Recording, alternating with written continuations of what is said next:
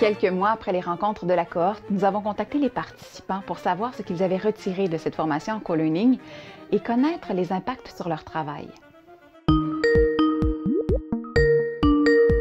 Alors moi, ce qui m'a vraiment marqué, ça a été la deuxième session de travail. Et tout le concept de 70-30 avec 70% de contenu versus 30% de transactionnel. Donc, ce lien qu'on adapte au niveau des communications avec nos acheteurs. Ça, c'est quelque chose qui m'a vraiment marqué. Et l'apprentissage aussi en co-learning, où on travaillait avec des pairs et puis on était en mesure finalement de positionner notre organisme au sein de cette espèce d'écosystème musical au niveau du Québec. Et donc, je peux déjà dire que la fameuse vision 70-30, on est déjà en train de l'appliquer au Jeunesse musicale Canada auprès de nos acheteurs, de nos publics cibles, de notre clientèle, de nos partenaires financiers. Là, il y a vraiment un discours différent qui se place grâce à ça. Ce qui m'a frappé le plus avec le projet numérique, c'est que le numérique, c'est un territoire assez vaste. Il y a la création, la promotion, le développement du public. Donc, il y a au moins 3 aspects à regarder. En plus, chaque solution est vraiment une solution taillée sur mesure pour chaque artiste et chaque projet. Il n'y a pas des solutions qui vont fonctionner pour tout le monde, pour tous les projets. Le projet de numérique, cohorte numérique, m'a donné les outils pour vraiment mieux analyser et mieux comprendre les enjeux par rapport à la numérique et la musique de création.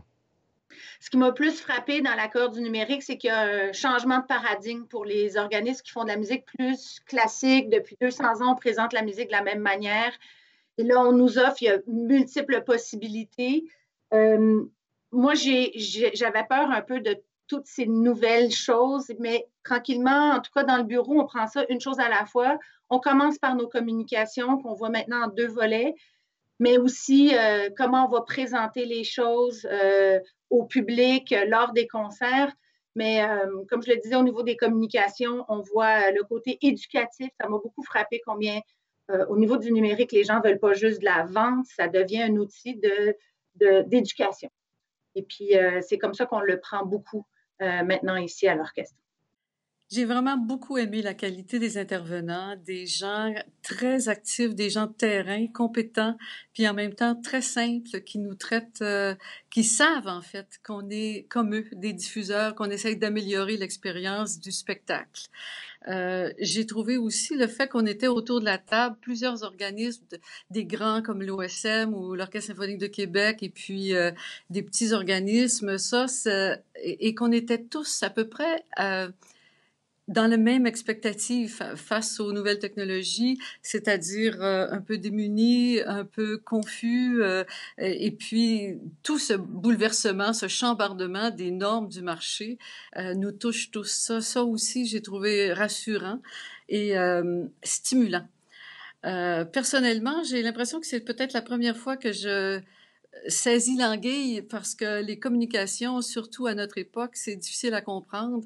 Là, j'ai l'impression d'avoir saisi plus l'esprit de base à avoir et peut-être une méthode de travail qui, en tout cas, c'est ce qu'on fait dans l'équipe. J'ai commencé vraiment à travailler avec l'équipe. Ils ont lu les documents, on a fait des réunions là-dessus et on part cette année une série d'entrevues avec de publics actuels et potentiels avec l'idée que notre prochaine campagne de mise en marché va se faire basée sur l'analyse de ces données-là. Alors vraiment, ça a été très utile. En fait, ce que j'ai apprécié des 4 rencontres qu'on a eues avec la cohorte, c'est la possibilité que ça permet de créer des rencontres avec des gens, des intervenants du milieu qui ne se rencontrent pas d'habitude. La musique contemporaine dans son coin, on voit quand les concerts de musique contemporaine, on ne touche pas trop à la musique classique, musique orchestrale, ainsi de suite. Donc ça, cette idée de pouvoir se réunir, de partager nos expériences, nos visions, nos défis, je trouve que c'est très inspirant. Évidemment, il n'y a pas vraiment eu d'impact sur mon travail artistique, mais par contre, sur toute la notion de définition du projet artistique, comment vraiment prendre le temps de définir cet objet-là pour pouvoir le vendre. Parce que ça reste quand même, au final, c'est ça qu'on fait, on essaie de vendre des shows. Ça reste des produits, même si c'est pas quelque chose qui, j'aime pas ce mot-là, mais il reste quand même qu'au final, on a envie que nos shows tournent, qu'ils soient présentés plus qu'une ou 2 fois. Donc, surtout ça, tout ce développement d'outils-là, puis la définition du projet artistique ont été point marquant pour moi. Ce qui m'a le plus frappé dans cette formation, c'est que le numérique s'accompagne d'un nouveau mode de pensée et de nouvelles valeurs. Donc, il suffit pas simplement de transposer ce qu'on fait habituellement, il faut repenser ce qu'on fait à la lumière du numérique.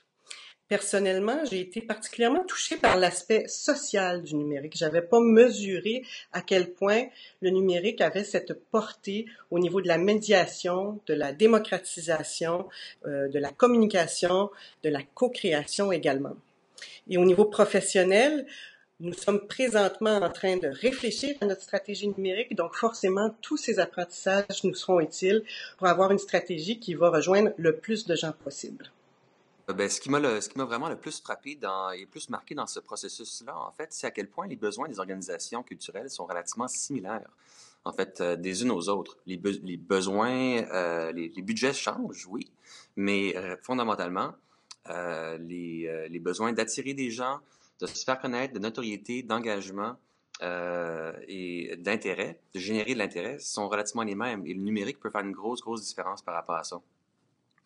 J'ai beaucoup apprécié le fait de prendre du temps avec mes collègues, apprendre à connaître mes collègues de l'industrie culturelle et aussi voir s'il y a des opportunités en fait potentielles de croisement, de développement d'initiatives communes, entre autres dans la médiation culturelle, qui nous amènerait à rehausser le niveau de l'interaction qu'on a avec nos différentes parties prenantes et surtout les clients.